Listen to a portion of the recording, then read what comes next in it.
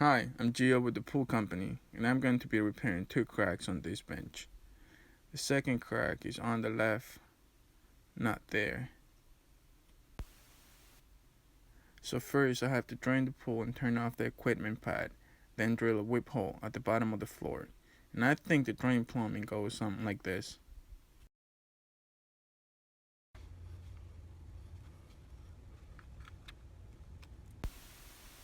Make sure that you drill on the hole on the opposite side where the pipe is going, and that you get all the way through the gunite until you see dirt or water.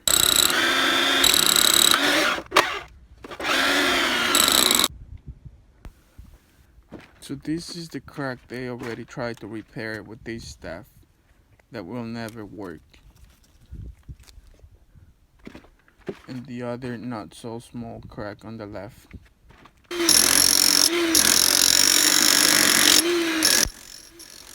Start wherever is easier for you.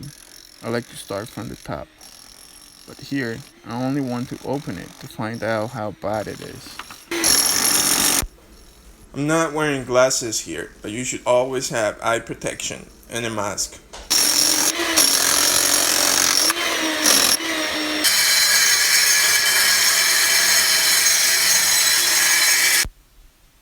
Then undercut all the stones on the raised wall.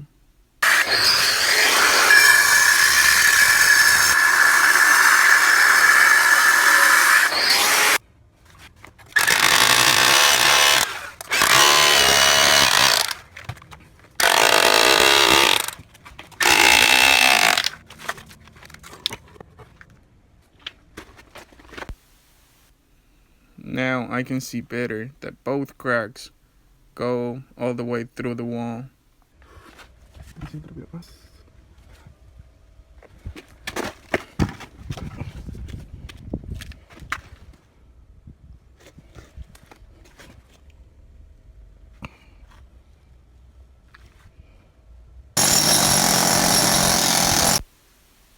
I'm going to keep removing the bad material and try to key it in like a V, just like in the picture below. Just to open this crack took me like 12 to 15 hours, and I'm using a number 70 Hilti router hammer. All of our tools are Hilti, the best power tools.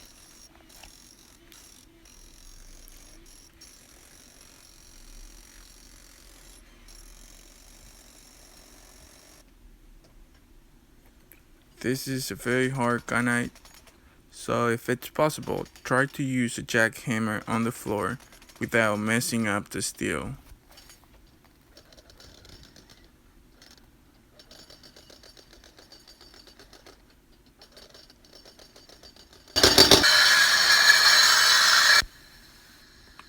Now I'm working on the second crack, and it's pretty much the same thing, key it in like a V.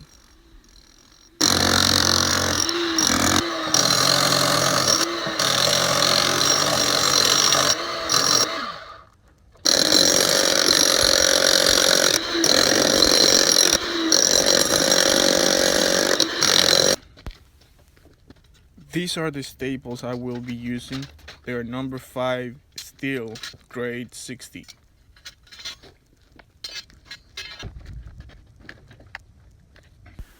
Now I'm going to mark and cut the notches for the staples, 3 inches wide, 3 inches deep. Avoid cutting any of the existing steel.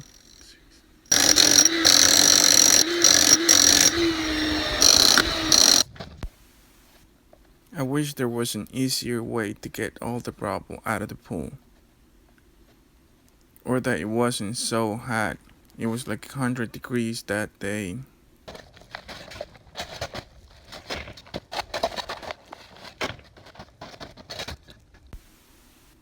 Remove 3 to 4 inches of dirt behind the wall.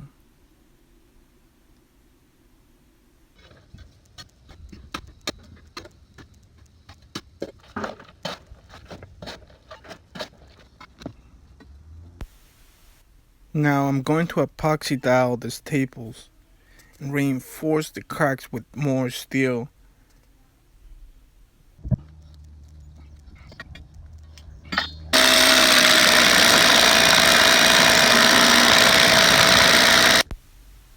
There's not much I can say about this, but the most important thing is to blow the holes out and clean them really good.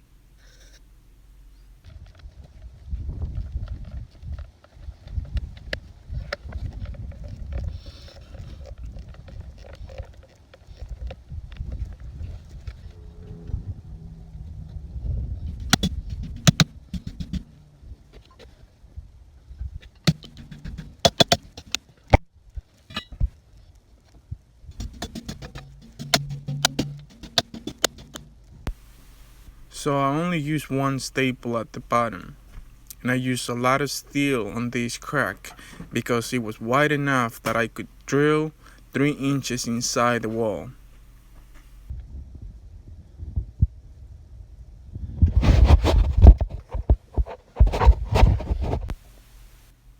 Two staples on the bench,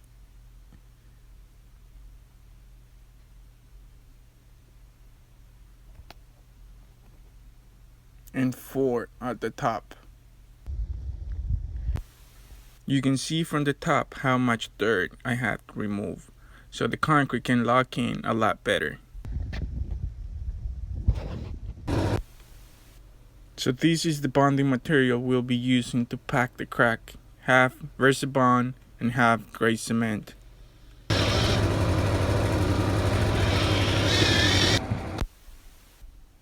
And this guy here is Steve Swanson. He's my boss and owner at the company I work for, and he likes to get his hands dirty. Steve taught me everything I know about pools, and a lot of people respect him in this area. He's a master at repairing and building pools. He applies the bonding material on the gunite and then throws handballs of concrete in the crack and making sure it's well packed. Working with concrete is never easy, and it takes 2 persons to do this job. I wish I could have done better recording this process, but I couldn't waste time playing with my phone if the man was there with me. I will be making a second part to this video where I show a little bit better how it gets done.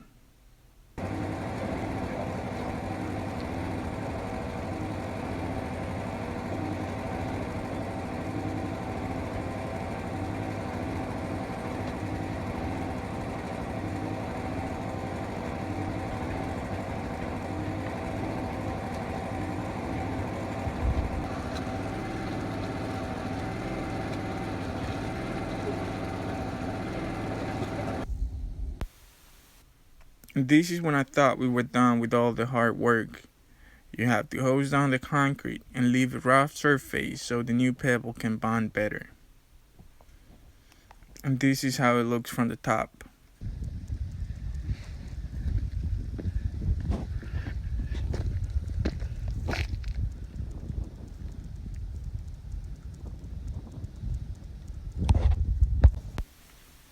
Then cover it with plastic and give it time to heal. Somebody else did a great job putting the stones back. You can't even tell the difference.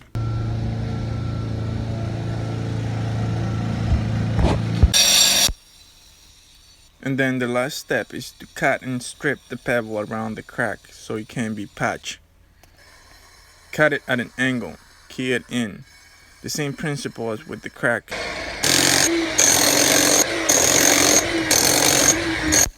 Just after I got done stripping the pebble, I saw that the crack on the floor connected with the one on the bench, so I decided to open more of it.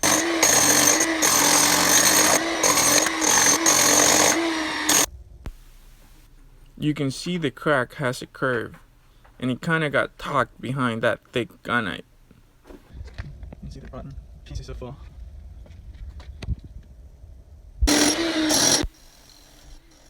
I was getting pretty tired of this job right here, but I had to do what was right. We couldn't just patch it and leave it like that.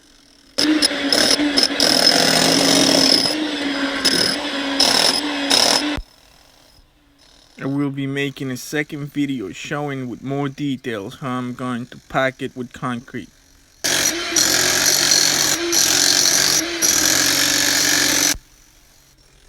Crop chaser.